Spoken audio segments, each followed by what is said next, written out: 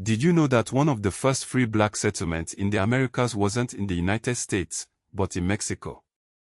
This is the story of Gaspar Yanga, an African prince turned enslaved rebel leader, who carved out a haven of freedom in the heart of colonial New Spain. His name may not be as familiar as Nat Turner or Harriet Tubman, but his impact on the history of black liberation is undeniable. Around 1570, a man of royal lineage was captured in Africa and forced into the brutal world of slavery in Veracruz, present-day Mexico.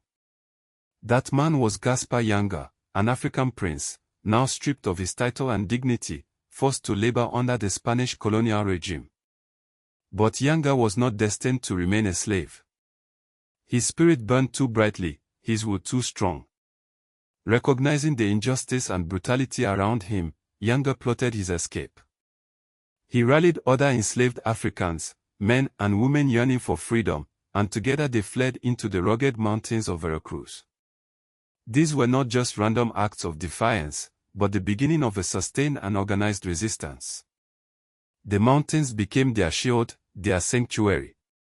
Here, in the wilderness, they began to build a new life, a life free from the chains of slavery.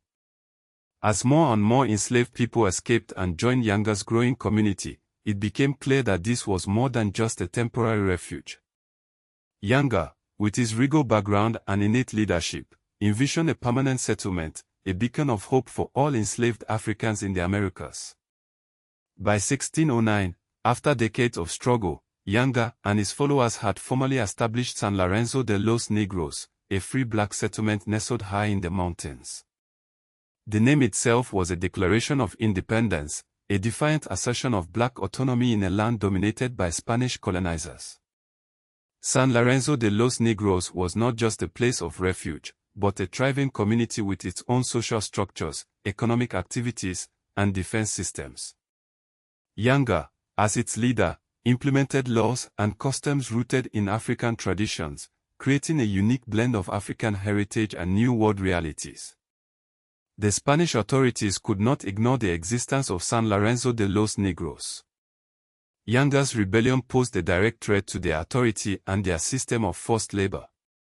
They launched numerous military expeditions to crush the settlement, but Yanga and his warriors, skilled in guerrilla warfare and deeply committed to their freedom, repelled every attack. The conflict dragged on for decades, a testament to the resilience and determination of Yanga and his people. Finally, in 1618, after years of bloody clashes, the Spanish crown was forced to negotiate. They offered Yanga and his community a deal. In exchange for peace, San Lorenzo de los Negros would be granted official recognition as an autonomous town, with its own government and laws. Yanga, ever the shrewd leader, accepted the offer. He had achieved what seemed impossible. He had forced the Spanish Empire to acknowledge the freedom and sovereignty of a black community within its own territory. San Lorenzo de los Negros, later renamed Yanga in his honor, became a symbol of hope and resistance for enslaved Africans throughout the Americas. It proved that freedom was not just a dream, but an achievable reality, even in the face of overwhelming odds.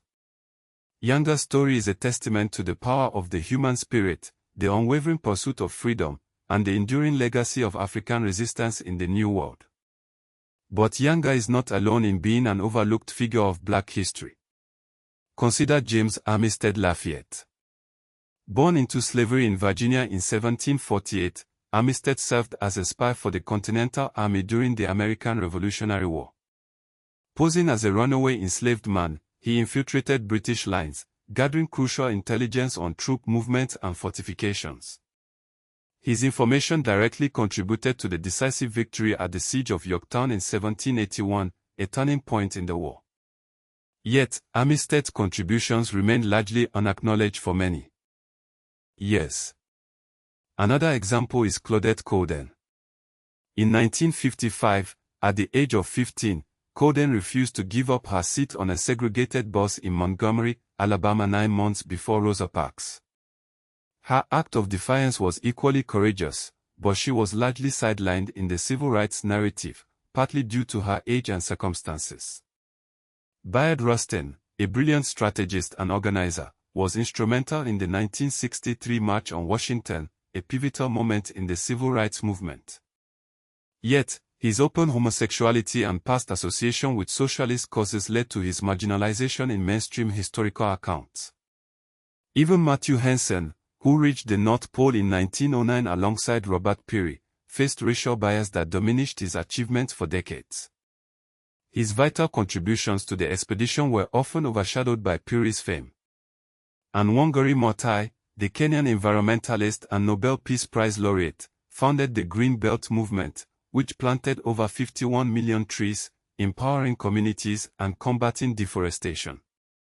Her legacy of environmental activism and women's leadership continues to inspire, yet her story remains less widely known than it should be. These forgotten figures, including Gaspar Yanga, James Armistead, Claudette Colden, Bayard Rustin, Matthew Henson, and Wangari Maathai, remind us that history is not a fixed and complete narrative, but a constantly evolving process of discovery and reevaluation. Their stories challenge us to look beyond the well-trodden path of history and to uncover the hidden contributions of those who have been marginalized or forgotten. Yanga's legacy resonates even today. His fight for freedom, his establishment of a free black community, and his unwavering resistance against oppression serve as an inspiration for all those who struggle for justice and equality. By remembering and celebrating his story, we honor not only his memory, but also the countless other unsung heroes who have shaped the course of history. Let us ensure that their sacrifices and achievements are never forgotten, that their stories continue to inspire generations to come.